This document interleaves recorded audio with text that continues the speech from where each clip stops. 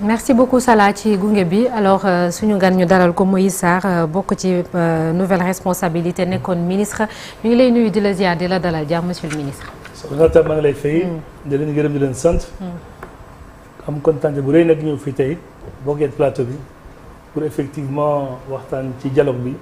di nuyu aussi Sénégal yi ñuy seetaan ñu nekk ci biir réew mi ak ci nekk ci biir diaspora bi. merci beaucoup jërëjëf Chérif alors ci même lancé bi dialogue bi ci la ñuy woy.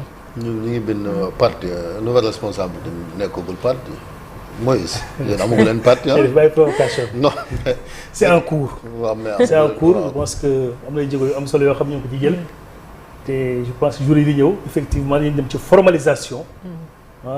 de cette dynamique qui est là qui est une réalité politique ñu mën ko formaliser def ko parti incha allah rabi. te yàggal nii lay tudd. Chérif nag. may tuuti rek bu ñu déposé. waaw man damay laaj rek. du dëgg ndax day wéy di. li ma lay wax ni yàggatul responsabilité wala. li ma lay wax ni nga yàggatul kañ loolu kañ lay doon. non yàggatul je pense que fii ak quelques jours sax day wax. du wax sa ay semaines ay quelques jours incha allah. président bi moom ci lu mu ne Amadou. il est là il se porte bien.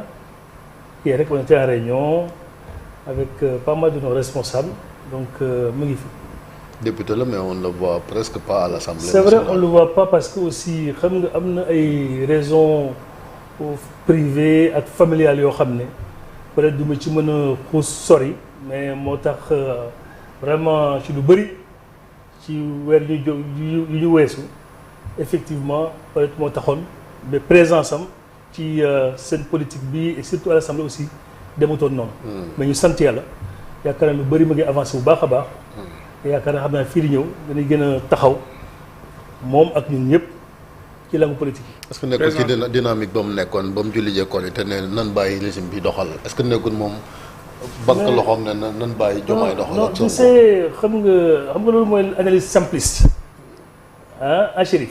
non dafa wax. damay ñëw rek waxee gars yi songu nan. ma ne la boobu léegi dégguñ ko. xëy na non loolu lay jëfee day toog bàyyi gars yi doxal. ma ne la loolu mooy analyse bu gën a simple mais bu am solo la également parce que nag dañoo dem élection présidentielle il y a 1 an et quelques mois Sénégalais yi quand même ci loo xam ne c'était exceptionnel historique ñu élire un nouveau président au premier tour président boo xam ne c'est pas la majorité sortante mais plutôt opposition ñu dem ci élection législative également on a fait le tour du Sénégal effectivement gis ne effectivement Sénégalais aussi dañoo voté massivement le parti au pouvoir donc je pense que c'est extrêmement important aussi ñi nga xam ne dinañ jox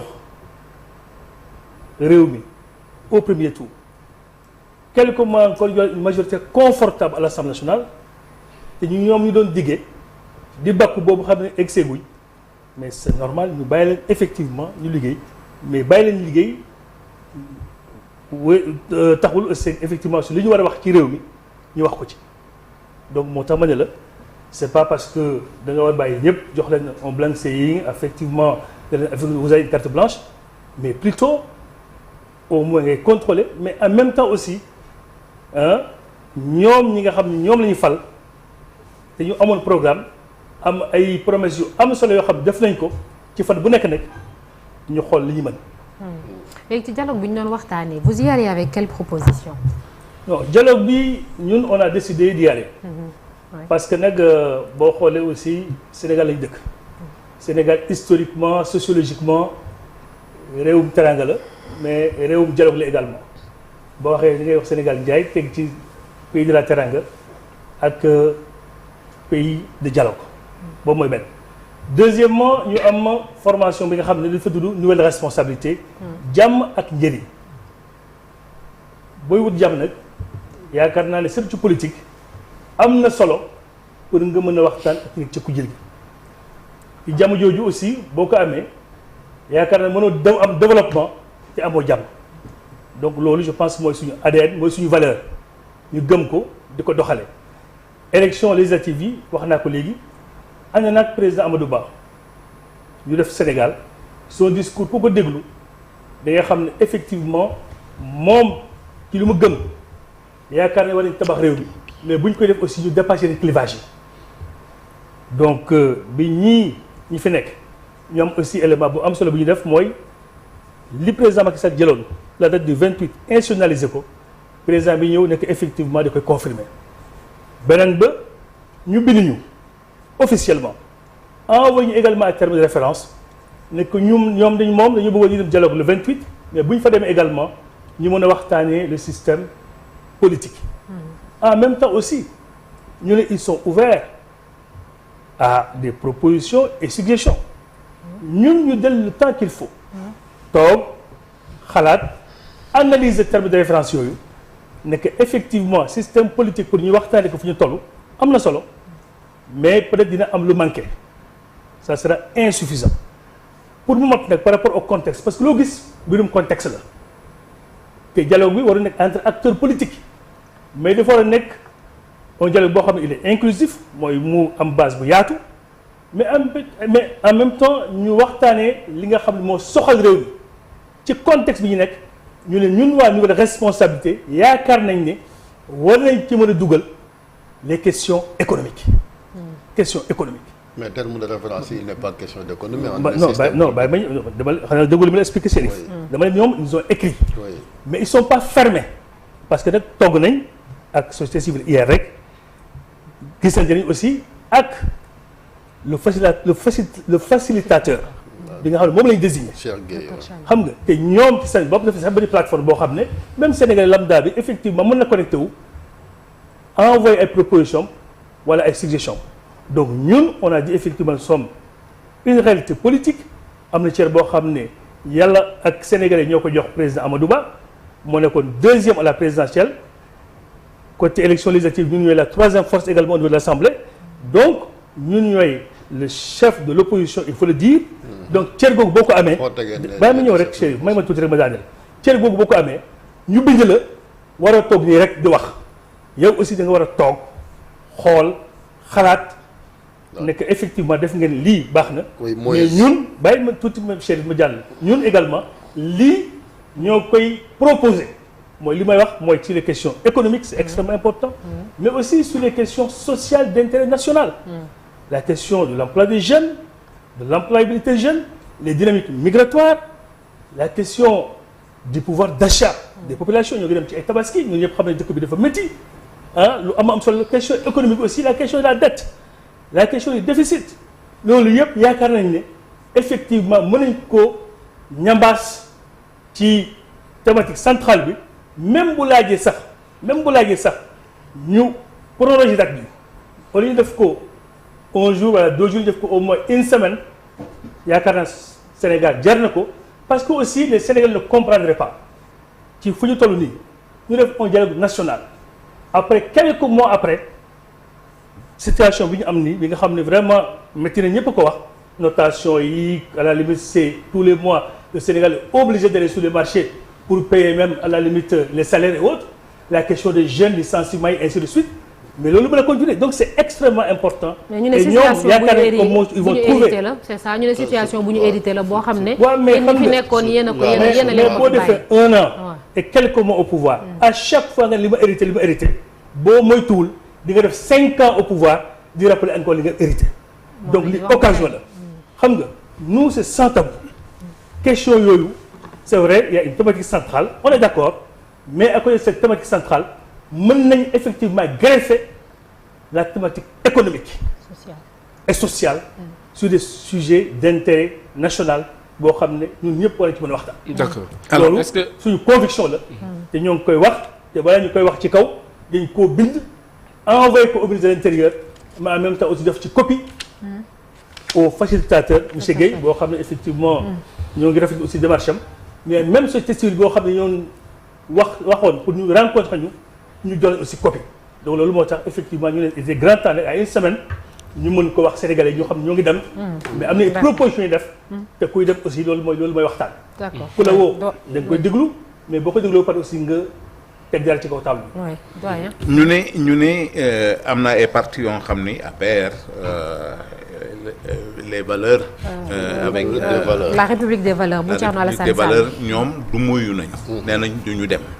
ñu ne nouvelle responsabilité dafa am lu gàllu ci lu tegu ci ndoddam moo tax mënut a ñàkk bañ a dem. Amadou Ba. ñu ne les affaires nguur judiciaires gi merci les affaires judiciaires yi nga xam ne moom moo ko tiim bu demul wuyu ji du ko jik. doyen c'est comment c'est monsieur Fall. oui. Ah là je suis surpris. Pourquoi? Ah oui parce que là je pense que vous êtes la première personne bi nga wax ne Amadou Ba dafa am affaire judiciaire. non waxuma ne dafa am judiciaire dama ne. non reddition des comptes la. non c'est extrêmement important. parce que c'est grave. waaw mais da nga may déglu. ah parce que boo xoolee. waaw mais da nga may déglu laa wax. da nga may déglu bàyyi ma ñëw rek. waaw Amadou Ba il a fait plus d'une trentaine d'années occupé ay postes de responsabilité. ñëpp xam nañ ko. inspecteur jusqu'à ministre des finances. ñëpp après respecté ko jusqu'à premier ministre. waaw jusqu'à président doyen. et on parle Sénégalais ñoo ngi seetaan. wax ma benn rapport. waaw benn corps de contrôle. waaw bi nga xam ne mës na épinglé Amadou Ba. ci gestion. waxut gestion yi. bàyyi ma ñëw rek. non c'est extrêmement important. waaw mais oui je suis d'accord. mais moo wax loo xam ne dafa mérité ñu clarifier ko. parce que wax am na mais dégg-dégg également am na te télé lañ nekk fii ci reddition des comptes ci rapport Covid nous sommes bien placés j'étais avec Amadou Ba au ministère des Affaires étrangères et du Sénégal extérieur géré nañ 12 milliards 500 millions rapport bi am na lii la rapport bi donc je pense que ce discours là dañ ko war a arrêter de manière claire et nette amul benn responsable amul benn épée Damoclès amul benn obligation boo xam ne xam nga li may wax mooy excusez-moi monsieur Sarr pour ñu dem ci ay négociations monsieur ñun dañ ko gëm wax naa ko monsieur Sarr il va relancer monsieur Sarr xam nga man li ma wax dañ koo bind fang ci li nga xam ne moom mooy presse bi. presse bi quand même. ah mais foofu rek la ñu mën a tibbee ji. mais presse bi lan. moo tax ñu di la woo di la laaj. on dit les faits sont sacrés. bien sûr le commentaire est libre. non c'est pas un commentaire c'est une information. moi je ne commente pas. on est d'accord. Je vous dis voilà ce que la presse dit. Il a posé une question. On est d'accord. Et partant de ce que la presse dit. merci. on s'est compris. voilà. li ma bëggoon laaj mooy que Amadou Ba gis nañu ca pencum ndawi réew ma teewaayam néew na foofu wax ngeen ne da ngeen di wuy ji ci dialogue bi mbaa du yebale santaane kenn mu dem à sa place. non Amadou Ba comme li ma wax léegi rek ci position bi mu am ci réew mi actuellement mu décider ak ñu mu àndal yëpp ñu toog analyser bind proposer. buy dem ci dialogue ba moom mooy diriger la délégation bu niveau de responsabilité nar fa dem jël fa parole également wax ci lu mu xalaat de la manière la plus claire la plus transparente possible garantie boobu mën naa ko jox. damay ñëwaat ci question doyen. wax ci affaire judiciaire yi ngay bañ a dégg. benn cas bi mooy Ndeye Saly Diop ci yéen la bokk. ñu ngi ko ci doon topp. Amadou Ba ñu ngi doon wax affaire ATD yi gis nga doomam également ñu ngi koy tudd ci mbiram. poursuivre donc li grand wax c'est la vérité est-ce que loolu nekkut épée de Damoclès boo xam ne moo ko poussé ngir mu dem. au contraire bu doon loolu facilité bi mooy bañ a dem. ma ne la déglu ma rek bu doon loolu facilité bi mooy non actuellement on est harcelé effectivement on est pourchassé donc du ñu dem. on va être une opposition radicale attaquée ainsi de suite. Ça c'est votre lecture. oui mais yow am nañu ko wax mais mooy ñun gis nga boo nekk ci réew mënoo soustraire wu à la justice. yaa ngi comprendre. donc ñun ñu pensons effectivement que yoon moom bu ñu la dénkee war nañu mën a laaj effectivement nga mën a rendre compte loolu suñu conviction la nañ ko def nag teg ko ci yoon loolu mooy condition bi. ak loolu lañ ci dolli côté boobu nous sommes effectivement à l'aise naam ku ne gis na effectivement li xew loolu je pense aussi. Lat Diop aussi est avec vous. oui mais Lat Diop est avec nous moo tax ñu il a notre soutien il a notre soutien muy moom muy tous les ministres ñi nga xam ne effectivement aujourd'hui à la limite ils sont harcelés il faut le dire reddition des kenn mënu ko bañ. mais nañ ko teg ci yoon loolu la ñuy wax mooy aussi justice bi def nañ un dialogue sur la justice gis nañ conclusion ba léegi kenn appliqué wu ko naam mais gis nañ également justice bi mu doxee mu ngi joxe benn perception boo xam ne day mel ni dafa am ku am ndey ak ku amul ndey loolu yëpp dañ ko war a waxtaane pour ñun ñu déglu effectivement la voix non seulement di nekk ci kujje gi mais également du peuple sénégalais moo tax ñuy wax ne c'est important ci dialogue bii. bu bañ a nekk un dialogue uniquement entre acteurs politiques. bu bañ a nekk aussi un dialogue de plus. mais na nekk un dialogue boo xam ne il est sincère. mais justement yan garantie ngeen mën a am quant à la sincérité de ce dialogue là parce que yi fi passé yëpp itam nit ñi loolu la ñu doon. mais garantie yooyu parfois mooy li ñu bind. ñoom li ñu. wax également ñu ne leen yaakaar naa ne aujourd'hui ñoom waa pouvoir.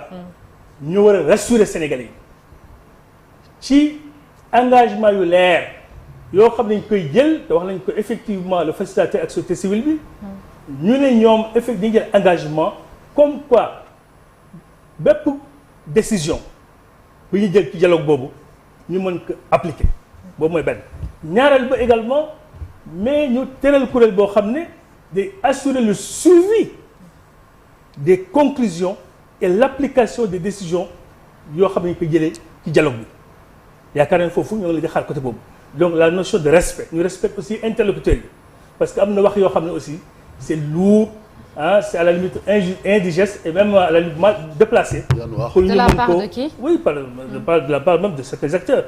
Je parle effectivement du Premier ministre bi accusé opposition bi ci ay résidus yu mel noonu yaakaar toll nañ ci démocratie boo xam ne war nañ mesurer les mots xool le sens et la portée des déclarations publiques loolu am solo la beneen bi aussi ñu ne ñoo ngi dem lii ak lii moo tax ñu dem lii lañu inscrire à l'ordre du jour ñu intégrer également les propositions pertinentes bi nga xam ne ku jege dañ koy def te bu ñu paree ñu mën a comme ni ñu institutionnaliser la journée du 28 ñu mën a teg kuréel boo xam ne aussi day am waa nguur gi am waa opposition am waa société civile pour ñu mën a appliquer les conclusions pertinentes dans un horizon de temps déterminé. alors loolu ñoo ngi koy xaar. d'accord ci parti au pouvoir. xam nga déjà ci ñi bañ a dem am na ci ñoo xam ne dañ ne du ñu dem doon ay faire valoir maanaam ñoo xam ne dañ leen di mbubboo rek ci woote nañu waxtaan loolu lan ngeen ci xalaat yéen. ils n'ont pas tort. ils ont raison parce que ñu ngi dem également demuñu pour cautionner demuñu pour compromission dañu dem pour waxtaan wax naa la ko. je pense que boo xoolee du point de vue historique sociologique waxtaan quand même am na histoire ci réew mi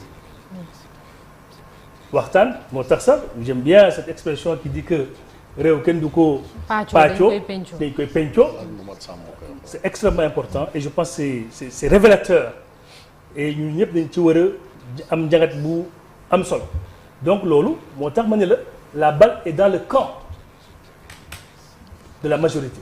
La balle est dans le camp du pouvoir actuel au moins rupture bi ñu woote également ñu mën ko sentir bu ma nekk ay mots kese bu ma nekk ay déclarations uniquement mais dans les faits ñu mën a xam ne effectivement am na changement même dans la conduite et dialogue bi une fois de plus mu nekk un dialogue ci contexte boo xam ne c'est particulier atmosphère bi est tendue il faut le dire les gens se regardent comme un chien de faïence c'est comme deux blocs même dans les maisons léegi kii fi la far kii fi la nekk.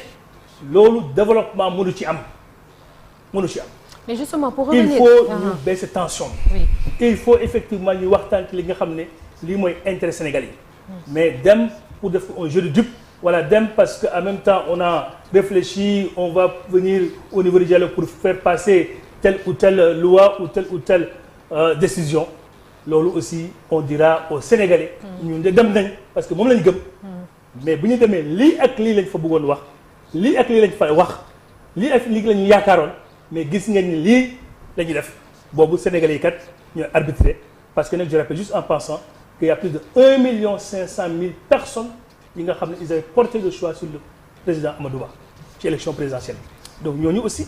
il faut effectivement représenter et le peuple souverain à la fin de la journée moom rek mooy décider. mais acteur politique mën def lu nekk. mais ñoom ñooy xool ñan ñoo jóg nag pour njëriñu réew mi. ak ñenn ñoo jóg pour en même temps manipuler ou effectivement jouer à la ruse ou au plus rusé pour faire passer des choses et là à ce moment-là je pense que nous tous on appréciera. pour revenir aux garanties nguur gi ba mu fi nekkee ak lu topp lii ni ñuy doxalee ci wàllum ni ñu koy waxee politique peut-être ak tamit même bu fekkente ni justice bi xañ na du ci bokk noonu wala da ciy laale tuuti gis nañ ay dossiers yu bëri dafay laale politique laale justice ndax ni ñuy doxalee loolu dal na seen xel ci li ngeen fa war a dem fekk ji foofu noonu. ci waxtaan mooy loolu moom dal na suñu xel. il faut dire les choses de manière claire. da ngeen di dem mais seen xel dalul. non waxuma loolu dama ne boo observé bu ñu commencé ba léegi. am na décision yu am solo yu ñu jël naam da nga ne écoutez là malheureusement appliqué wuñ ko mooy ñu ne le respect des engagements et de la parole donnée pour ñun c'est une valeur forte. c'est une valeur fondamentale te ñoo ngi koy xaar ci ñoom parce que mais bu ñu bàyyee noonu nekk ñii nekk fii ñii nekk fee mais kan la ñuy toog ba situation bi ñu mën ko dépasser à un certain moment il faut ku ne jël ci moom ñu mën a toog waxante dëgg teg ko ci yoon teg ko ci njëriñu askan bi pour ñu mën a dépasser situation bi sans compromission aucune. Nous sommes dans l'opposition et c'est clair et c'est net. D'accord. Nous partons également avec des idées fortes, avec une contribution qui est très pertinente bi nga xam ne dañ koy wax te yaakaar bu ñu ko waxee kenn du ñu xet. vous partez également bañ yenn ci ay kaddu yoo xamante ne peut-être day bàyyeekoo ci élimaani jëriñ ji lan moom moo tax egguñu ci bés bi mais yéen a ngi xalaat kaddu yi fa Ousmane Sonko war a yëkkati peut-être mu déranger leen pourquoi loolu. non xam nga boo nekkee ci dialogue moom je pense que kaddu bu mën a yëkkati rek yaakaar naa ne nit ñoo la mën a xeeb ci sa kaddu mais c'est pas ñun ñooy ñëw ne que écoutez yow ni ngay waxee wala ni ngay waxee ku nekk rek yaakaar ne ni la mooñee ak li nga xam ne mooy sa responsabilité ak image bi ngay joxe le premier ministre c'est un homme qui est responsable yaakaar nañ effectivement ci dialogue ba aussi propos yi ma mën a am yëpp muy premier ministre muy ñun ñi muy toutes les forces qui seront invitées à ce dialogue là au moins rek ay kaddu responsable ay kaddu constructif parce que intérêt réew mi rek moom lañu jiital mënoo invité ay nit nag dalal ay nit après dinañ bëgg xatal. Chérif pour non sànq ci say kaddu donc nga yéen a chef de l'opposition loolu nga waxoon. loolu la gëm fu ngeen ko teg. fi ñu ko teg mooy wax naa la ko nee naa la. waaw xam nga élection présidentielle. la définition la plus consensuelle mooy c'est la rencontre d'un homme avec le peuple. waaw bu ñu fa demee. kan moo jiitu. ban bannière ngeen demee. déglu ma rek. oui quelle que soit la bannière c'est la rencontre d'un homme d'abord avec le peuple quelle que soit la bannière. bu ñu fa demee kan moo jiitu. Diomaye moo jiitu. waaw nekk président de la République. kan moo ci topp. Amadou Ba mooy Amadou Ba bu ñu dem élection législative kan moo jiitu que la coalition. Pastef kan moo ci rek.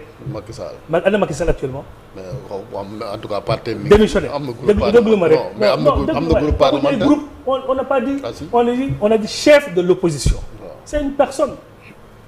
Chérif xam nga am na débat yoo xam ne vraiment. non débat la kay non c'est parce que bokk na ci terme de référence yi. beneen bi ma ñëw référence yu historiquement mais président Macky Sall ci boppam.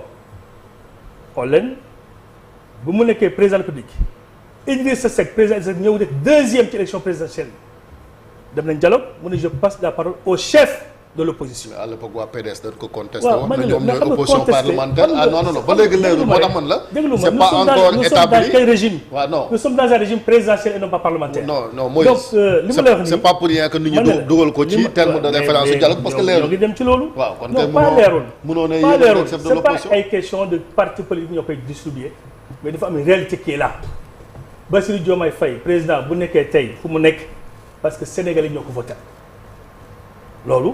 je pense que c'est clair et c'est net. mais waa APR donc waa APR du nangu ngeen nekk. waaw mais xam nga ne franchement man du ma nekk à fii l'Assemblée nationale yow li nga bëgg xam naa ko doo ma boole ak waa APR ak waa opposition ñun ñoo nekk ci benn boor ku ne am na effectivement c'est ligne de conduite dama koy respecter. d'accord mais bu ma ñëwee nag nga poser ma question ci li nga xam ne mooy suñu responsabilité mooy suñu nouvelle responsabilité. ma mën ci addu bu baax a baax. donc d'accord nag bu ngeen demee ci merci dialogue Chérif ba oui. yéen ci ponk yi ñu war a tànn chef de l'opposition da ngeen di jiital. ci Non, élection mais- présidentielle yi. non mais pour man c'est coule de source. mais chef de l'opposition mën ngeen ko teg ci suuf. merci parce que peut-être taxawaay bi war ci ku féete ci ku jéggi wala boog responsabilité yi ngeen xam ne peut-être comme ngeen war ça a jël dépend saa ci su li nga ne. xaar ci li nga xam ci taxawaay c'est pas effectivement tous les matins tous les soirs nga occupé plateau yi di wax. mais pencum Daa ma ndaw ñëw réew rek. la preuve donc ma ne la pour ñu gis peut leen être ci wax naa la problème. li tax danaa la am na loo xam ne ñaanu ma la ko mais peut-être bu la daloon peut-être di nga am ni ngay doxal ci sa liggéey wala tel ou tel. d'accord loo gis rek situation la. ñu sant yàlla situation boobu effectivement évolue na positivement yaakaar ne fi ñu dem. war na mën a am te boobu aussi ñoo ngi wax ne quand même côté boobu ci biir dialogue bi. oui. mais c'est important aussi même réforme yooyu Assemblée on a vu effectivement programme un groupe parlementaire il faut avoir 16 à 17 députés même opposition pour nga wax ci à 2 minutes. war nañu mën a xool moo tax ma ne la loolu yëpp dialogue la mën nañu xool ñu ne effectivement léegi pour nga am un groupe parlementaire au lieu de 17 députés nga def ko 10 députés. comme ça ñu am temps de parole boo xam ne on a une assemblée bi nga xam ne le débat sera pluriel pertinent gars yi mën a jël parole comme une assemblée qui vit. et non pas une assemblée boo xam ne d'accord merci beaucoup oui merci Chérif c'est bon loolu mooy suñu différence. ah non damay rappeler rek ne non ay homme politique boo xam ne on regarde notre intérêt particulier. mais nombre bi am na solo nag non effectivement élection bi ñëw. même ko amul mais le nombre est important dama ne la même bu doon 10 la yéen matul leen 10 pour nekk groupe parlementaire. mais oui mais dans ce cas am na ay non inscrits yoo xam ne mën nañu ñëw ànd ak ñun ànd ak ñeneen pour effectivement am groupe parlementaire defuñu pour ñun kese dañuy def pour loo xam ne day dëgëral démocratie. yaakaar naa assemblée bi ñu am nii. wër na fa mën a am ay débat yoo xam ne day contribuer à la consolidation de la démocratie yaakaar naa. d'accord merci beaucoup exemple rek. beneen bi aussi ma dalal foofu rek. gis nañu effectivement nu ñu évincé aussi Barthélémy Diaz. ci maire de Dakar. et de l'Assemblée à l'Assemblée. mais loolu dañu ci war a waxaat xool nu ñu leen di mën a def pour les élus. Barthélémy a été élu par le peuple de Dakar kenn waxul loolu mais non t'as pas vous n'avez pas compris Chérif waxuma ay njombe ay moi je suis un homme qui est transparent qui est ouvert et qui au moins a le courage de ses idées ku deful loo xam waroo ko def nga nekk foo mënta nekk yoon ñu teg la ci yoon mais am na ay injustices yoo xam ne nga sentir ne lii kat acharnement la wala lii kat politique la beneen bi mën nañ dem sax ba au niveau du système majoritaire aux élections législatives départementales raw gaddu bi mais war nañ ko mën a dépasser mën nañ dem ba au niveau départemental tey ñu ne au second tour loolu yëpp ay propositions yoo xam ne niveau de responsable di koy porter envoyé non def nañ ko ba pare envoyé donc loolu yëpp c'est important moo tax suñu participation dialogue bi nekk lu am solo parce que bu ñu la wootee demoo nag bu ñu réeré bàyyi la. yow la merci beaucoup merci Moïse Sarr membre nouvelle responsabilité dinañ tàggatoo léegi. ñu uteeg yow merci ñu dem xooli ji l'Observateur.